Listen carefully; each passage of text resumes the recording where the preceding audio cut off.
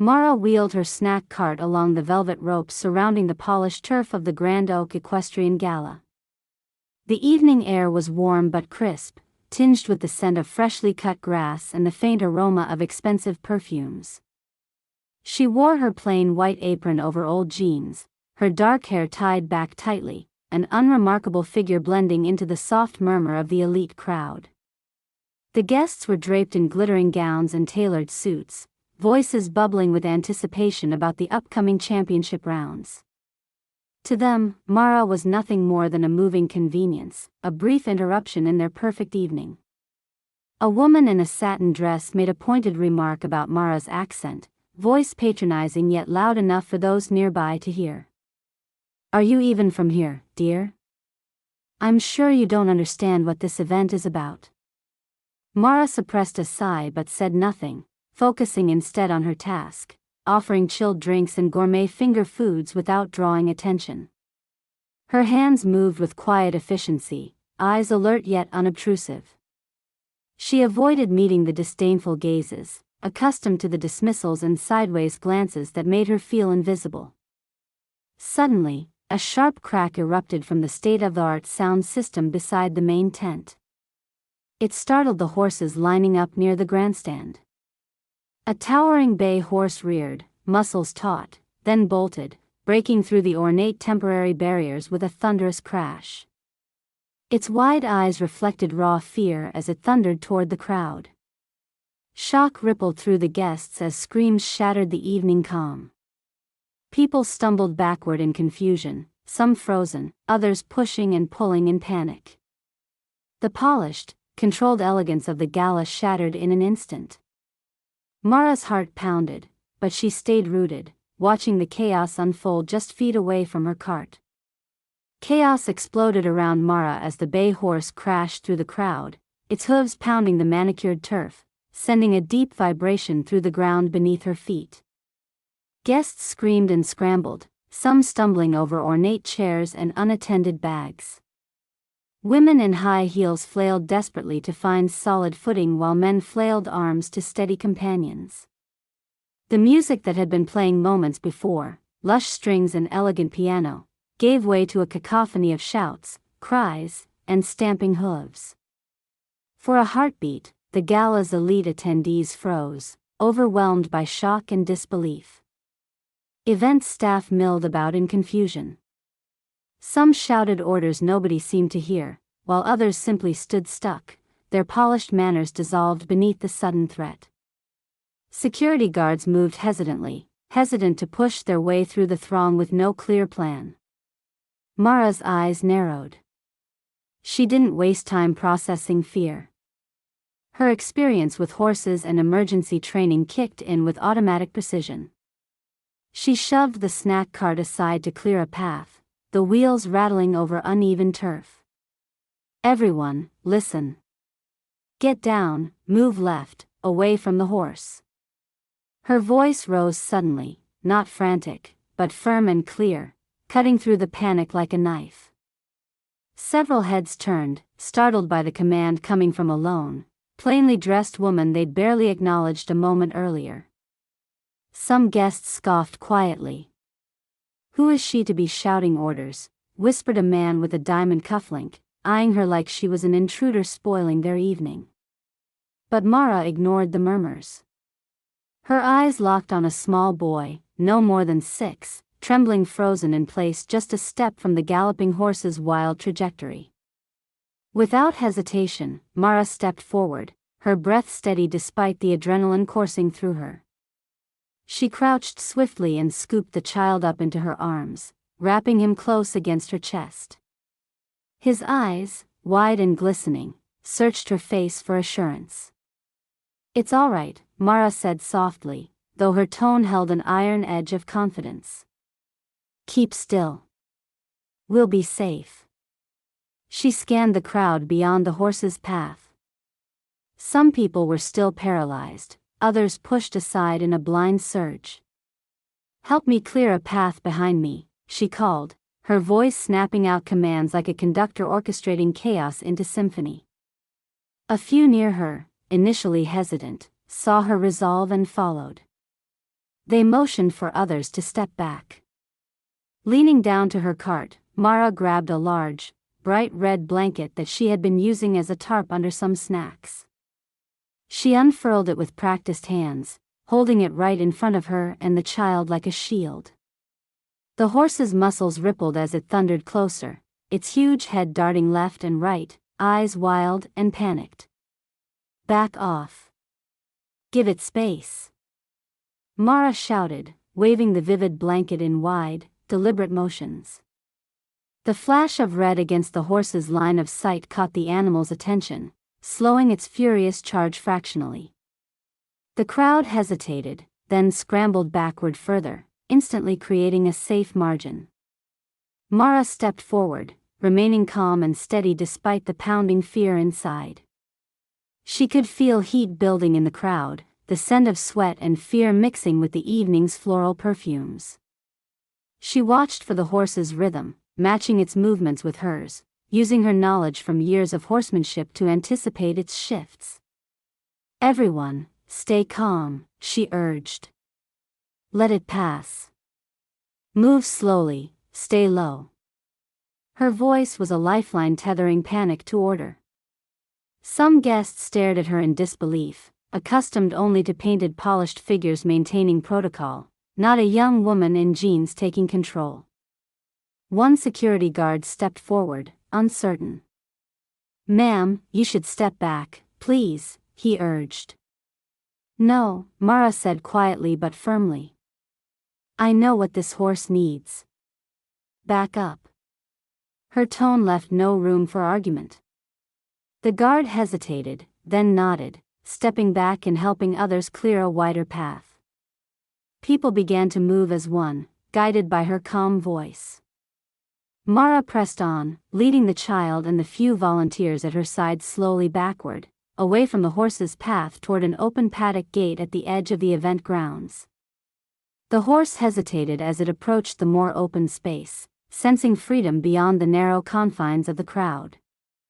Mara picked up pace, careful not to spook the beast, keeping the red blanket held firm.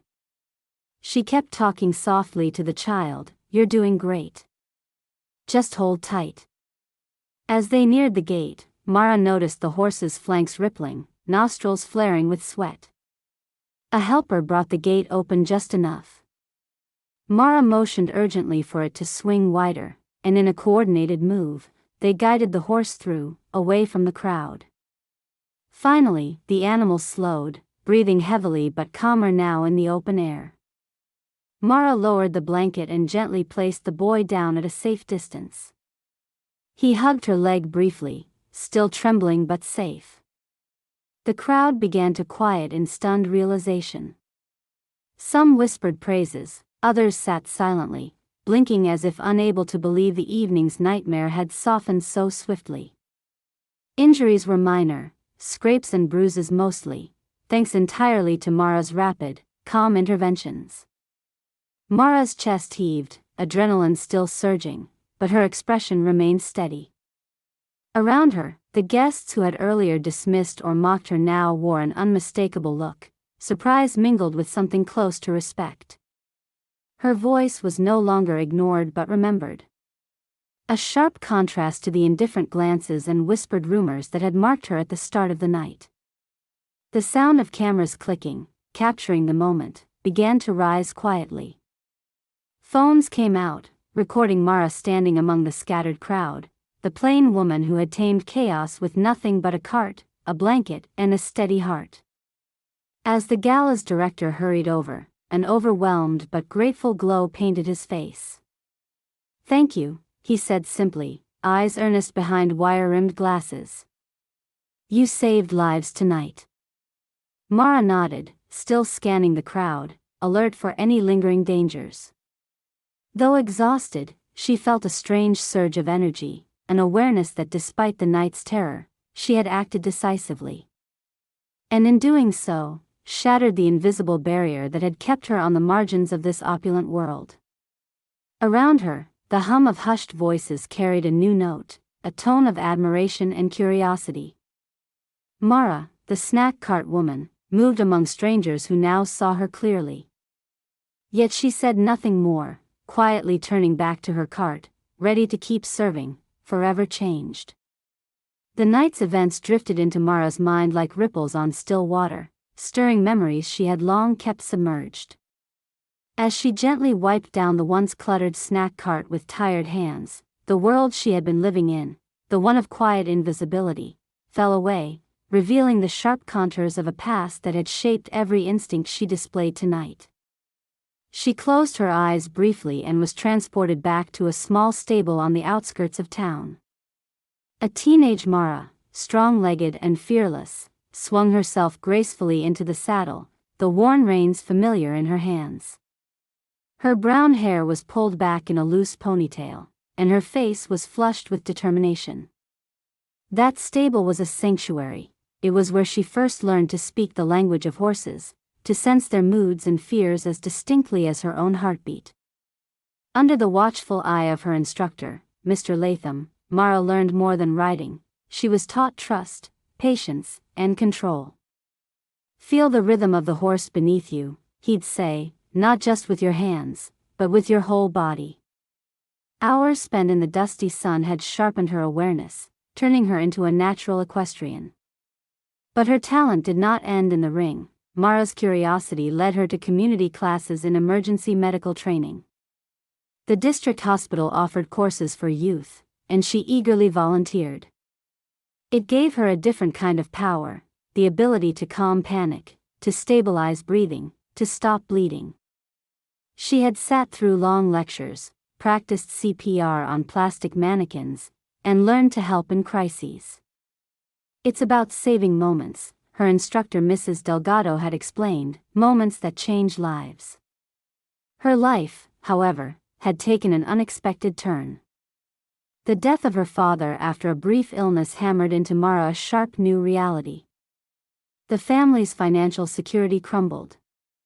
At 19, Mara made the heart-wrenching decision to place her dreams on hold and take any work she could find to support her widowed mother and small daughter, Leah.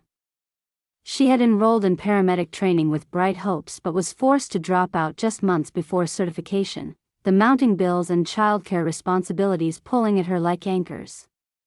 A string of temporary jobs followed: waitressing, cleaning, and finally the snack cart at exclusive events like the Grand Oak Gala. Each role paled in comparison to the life she'd imagined but sustained her with dignity. Her memories were a mosaic of small triumphs and hidden sacrifices. Late nights studying textbooks on first aid while Leah slept beside her. Early mornings walking to job sites, head down but resolute. The quiet ache of leaving behind the stable's familiar dirt and the hum of horses' steady breathing. Despite the distance from her former path, Mara never lost her composed spirit. She carried her skills like breath, ready to surface when needed. Tonight had been proof, once again, of the knowledge and calm cultivated through years of training and hardship. The skills had laid dormant but not forgotten. A sharp sound interrupted her reverie, the soft footsteps of a colleague approaching. It was Jacob, a fellow snack cart worker who often ignored Mara's presence. "You really surprised everyone tonight," he said quietly, voice filled with new respect. I didn't know you could do all that." Mara glanced at him, a small, tired smile crossing her lips. "It's not that I'm special. I just knew what to do." Jacob nodded, but his eyes hinted at understanding the wider story, that Mara's quiet exterior was a shield for a deeper strength forged through struggle. The moment passed, but Mara felt a subtle shift between them. Later, in her small apartment shared with Leah, Mara sank onto the worn couch, drawing a deep breath. An open medical manual lay on the coffee table alongside Lee's storybook. The sight was a silent promise. No matter how far she'd come from her dreams, the embers still glowed beneath the surface. Mara's mind lingered on the past but also on the future, the possibility that her life could bend, curve, and change again. The path was uncertain, but the heart beneath her plain apron had never stopped beating with purpose. The afternoon light slipping through threadbare curtains played on the photo of her father hanging on the wall, a reminder and a quiet encouragement to keep moving forward. There was no room for regret. Only the steady pulse of resilience, guiding her toward whatever came next. Word spread quickly through the echoing halls of the Grand Oak Equestrian Gala, and what had been a night of whispered disregard transformed into a chorus of gratitude and newfound respect. The guests who had once overlooked Mara now spoke of her in hushed awe, their earlier cold shoulders replaced by nods and smiles as they passed her cart. The gala's director, Mr. Simmons, approached her during a quieter moment, his expression marked with sincere appreciation. "Mara, I don't know how to thank you enough. You kept everyone safe. You were calm and decisive when none of us could think." His voice was steady but carried genuine emotion. "We'd like to recognize your actions officially." Mara's cheeks flushed under the attention. "I just did what had to be done," she replied simply, folding her hands over the edge of the cart. Across the grounds, guests began pulling out their phones, sharing videos and photos of the incident. The footage revealed Mara stepping forward amid chaos, her firm commands, the red blanket held out protectively, and the way she cradled the small boy close to her chest as she guided the horse away. Comments poured in, praising her courage and cool-headedness. One post read, "Who knew the snack cart lady had this nerve? True hero." Another said, "Proof that bravery doesn't need a uniform or a title." Local news crews arrived the next day, connecting with event attendees. A prominent guest named Mrs. Caldwell, a philanthropist known for her fundraisers, gave a tearful interview. "I was terrified, but Mara was like an anchor. She kept my granddaughter safe when everything was falling apart. We owe her so much." Her words carried weight in the community and spread through social media, elevating Mara's quiet heroism into public recognition. Backstage, Mara's co-workers, who had barely spoken to her before, now approached with curiosity and warmth. One young woman, Anna, slipped a small bottle of water into Mara's hand. "I'm sorry. I never really noticed you before. You really saved lives." It was a small gesture but one that felt monumental to Mara.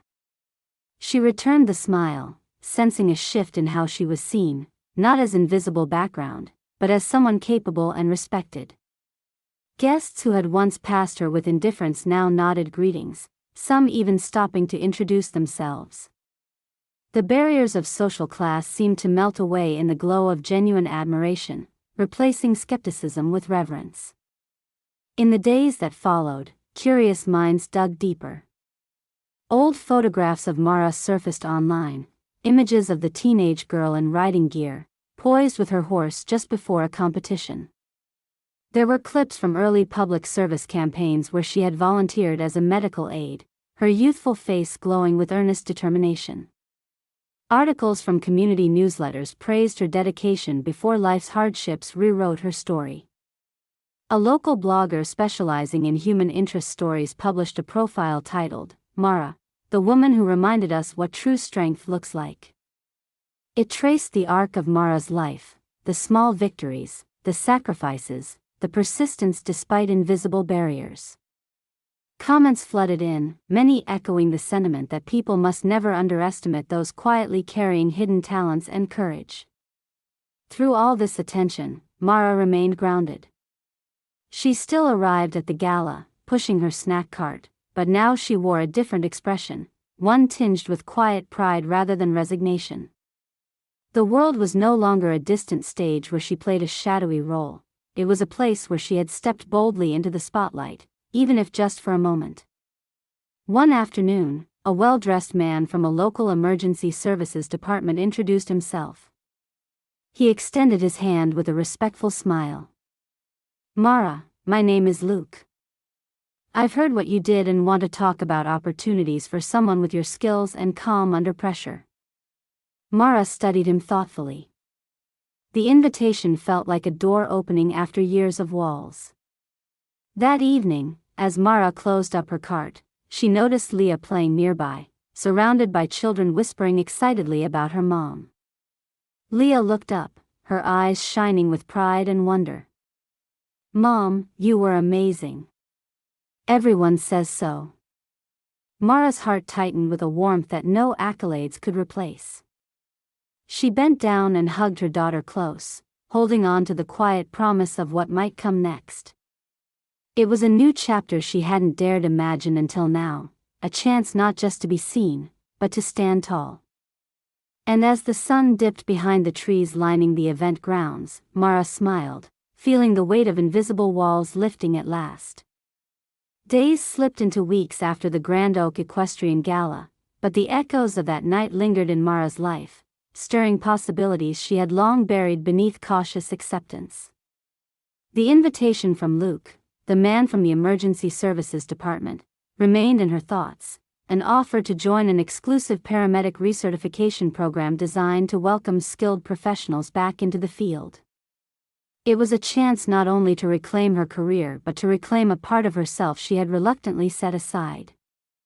Mara sat at her tiny kitchen table one evening, the invitation letter spread before her alongside bills and a plate untouched by hunger.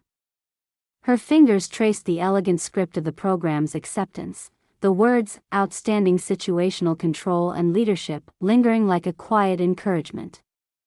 But doubt tugged at her resolve. Could she step back into that world? Was it too late to return from the life she'd carved out for her daughter? The question wrapped around her like a shadow. Lee's small voice interrupted her thoughts. "Mom, can you come tuck me in?" The simplicity of that request, the trust in her daughter's eyes, anchored Mara's wavering spirit. She nodded, folding the letter with care and placing it inside an old notebook filled with medical notes she'd kept through the years. That night, as she tucked Leah under the soft comforter, the child whispered, "You saved those people at the horse event. The whole school talks about it." The pride in Lee's voice was unmistakable, and Mara felt a strength swell inside her chest, fueled by love and determination.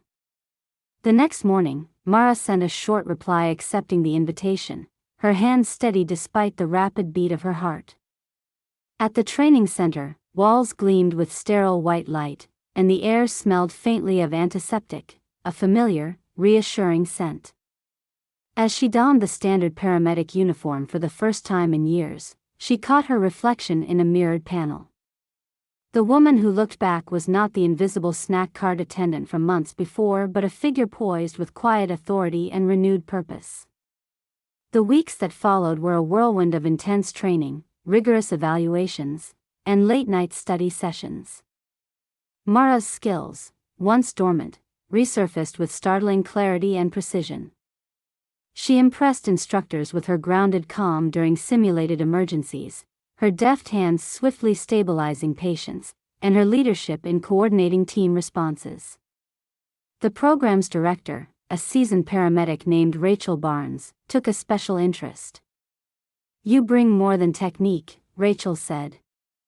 "You bring a heart that remembers what it means to save lives beyond the textbook." Outside of training, Mara's daily life shifted as well. Her colleagues, including Jacob and Anna from the gala, reached out with congratulations and encouragement.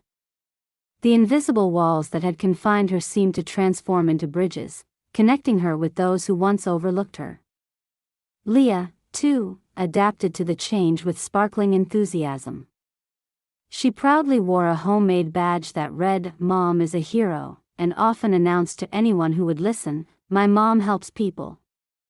The energy between mother and daughter hummed with hope and shared dreams no longer held at bay. One afternoon, after an exhausting day filled with simulations of severe trauma and multi-victim incidents, Mara received a call from Luke. "We're putting together an outreach program to train community members in emergency response, especially in underserved areas. With your skills and experience, we'd like you to help lead these sessions. Interested?" Mara paused, a breath suspended between the known and the uncertain. Then she answered, "Yes.